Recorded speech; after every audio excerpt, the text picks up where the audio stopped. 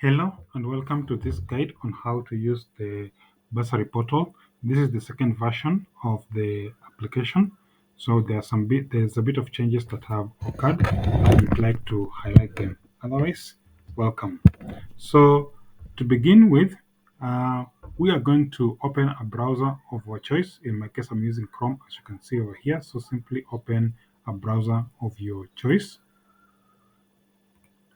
Then after you open a browser of your choice, simply navigate to yatacdf.co.ke. A window similar to the one on my screen will appear.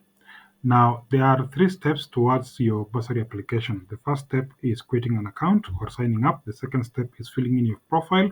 And the third step is making a Bursary application. Even though step two and step three could be combined in one single user interface, as I'm going to show you in a short while. So if you don't have an account yet, simply click on the sign up button over here.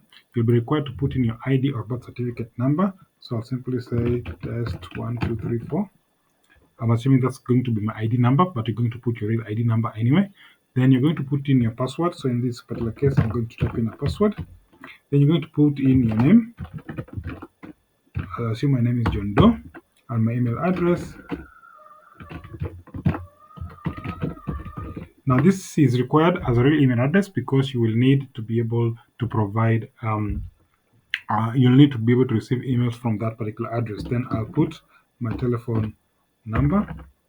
Um, Probably I'll not put my real one anyway, but the whole idea is to provide a real telephone number over here. I'm doing this just to avoid violation to avoid violation as far as privacy data is concerned with YouTube. Otherwise, you need to put your real telephone number over there. So once you're done with this, simply click on sign up. It will create an account for you. Simply go back and say test. I believe it was 1 2 3 4. Then put in your password. So at that particular point, the account has been created. So we just need to sign in. Then we can be able to go to the next step. So once I have put my username and password, as you can see, it will be able to bring me up here. Then I'll now be asked to fill in the rest of the details. So this is going to be the second step where now I have created an account. Now I am filling in my profile so that now I am able to apply for the bursary. So again, you're going to put in a date of birth. I'll assume maybe was born in 2001 thereabout, something of the sort. Then gender, I'll specify. Um, then family status here, you can select both parents are alive, or you can select you have a single parent. If you have a single parent, you choose which parent is available. Now, this is important because the system is going to be able to determine to show you which fields are going to be necessary. So, as you look at my screen, you'll be able to see that some fields have these asterisks next to it, and those means that those are required fields. So, any field that has an asterisk is a required field and it needs to be filled in. So if I say family status single parent, you'll see I'll be asked to choose which parent is available at this particular point. Otherwise, if I'm a partial orphan, I'll also specify that. If I'm a total orphan, I'll also specify that. So you just need to specify the family status, which is a requirement. Now, if in case you have any disability, you select disability option here, yes. Then you provide the disability. For example, you're blind or deaf or now or something of the kind. It will depend on the kind of disability that you're going to have. In my case, there is no disability, so I'll leave it at that. Then you're going to be required to choose your ward. You're going to be required to choose your location. You're going to be required to choose your village. Again, you'll pick as appropriate. Then proceed to next. You'll be asked further details. So if I picked here single parent and I said it's only mother that's available and I go here, you'll see that it will only ask me for the mother's for mother's details. Otherwise, if I pick his father who is available, then it will ask me for father's details. So it will depend on what you have picked at this point in order to determine which fields you are required to fill in.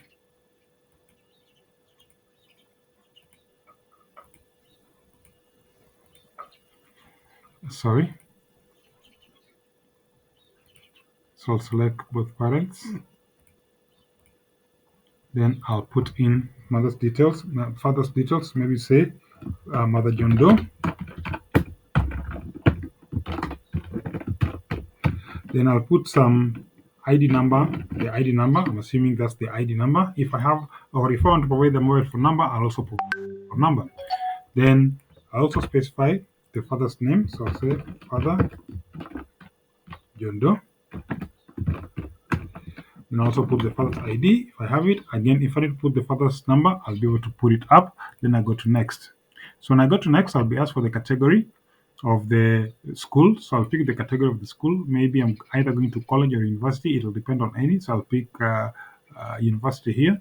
Then I'll be asked the course level. I'll say maybe something like bachelor's degree. Then institution name, I'll pick from the list of institutions that are here. Maybe say Daystar. Attendance mode, I'll select as full time. Then I'll specify my course name is Bachelor of Technology.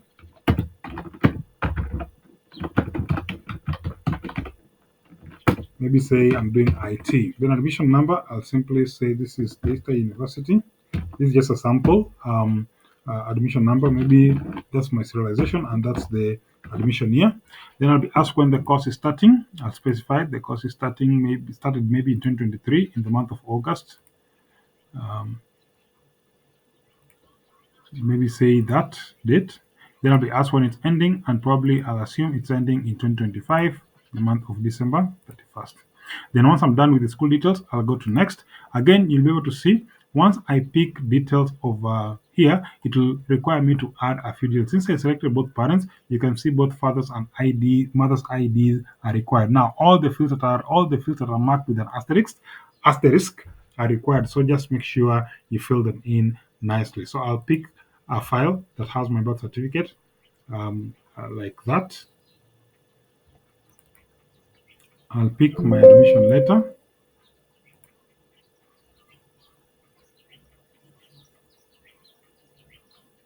There's my admission letter. Then I'll pick my passport photo.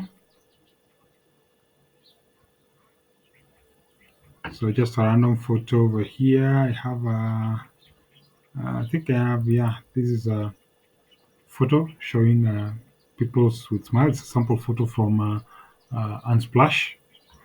Then father's ID. Of course, you have to use your real attachments. In my case, since this is a demo application, I'm just using demo documents. So I'll pick that.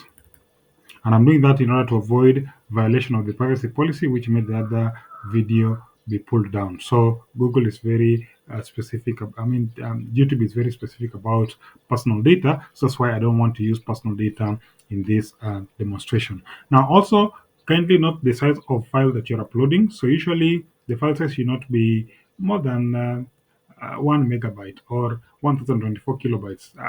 It's for convenience sake, just in case we're uploading, so that it doesn't take too long to upload the documents. So now, once you're done with filling in all these details, simply click on Save Changes. It will be able to upload the documents and, of course, ask you to go to the next step, which is now filling in your bursary application. So we've gone through the first step, which is creating an account. We have logged into the account, we have filled in the profile, then now we are waiting for it to finish uploading the documents so that we can be able to go ahead and now apply for our bursary. Once this is done, you will be able to see this uh, success message over here with this button that says apply for bursary. So you could just go to bursaries directly, but you can just click apply for bursary. So it's going to automatically allow you to be able um, to apply for bursary directly. So I'll click on apply bursary over here. Then it brings me this window with all the details over there. I'll simply pick my study year. Maybe this is my second year and this is the first semester. Then again, depending on your family status, if both parents are alive, you'll be asked for their income. Otherwise, if one parent is not available, that particular parent who is not available field is going to be knocked out. So again, it did not say that of them are required because I specified that I have all the parents. So I'll simply say all of them don't earn anything. I'll upload a progress report. If I have it, this is something like your report card showing how you've been performing in exams. Then you can also do a fee statement over here if you have the fee statement. Otherwise, if you're a new student, you can upload a fee structure. So I'll say fee statement. So I have my fee statement here or invoice. It depends on what you have available. So once I'm done with that, and as you can see, not all of them are mandatory. You can provide whatever is available. Neither of them is actually a requirement, and that's why they don't have the asterisk showing. So just provide what is available. Now, once you're done with that, simply click on save. It will upload uh, the documents, and of course, you're going to see it tells you that your bursary is successful. When I click on this close button and I come to the bank back, I'll see this download icon over here. I can click on it, then it downloads for me my application form. So this is the form that you are going to print out, make attachments to whatever is required, then submit it as has been indicated in the notes over here. The notes will be able to guide you on exactly what needs to be done, and that is generally how you would make your application based on the new changes that we have incorporated. Now, something to note: sometimes your browser does not automatically update when it comes to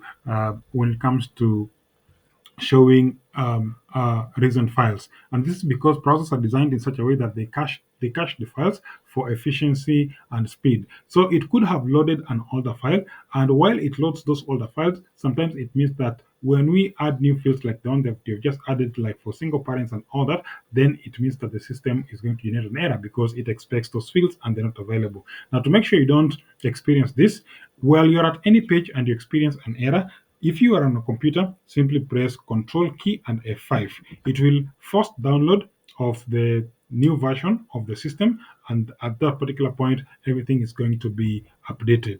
So on any page you're on, if you get any error, simply press Control and F5, and that should be able to resolve the problem. I'm going to do another separate video on how you can be able to refresh these pages on your mobile device. So stay tuned and be safe. Thank you very much and enjoy the rest of your day.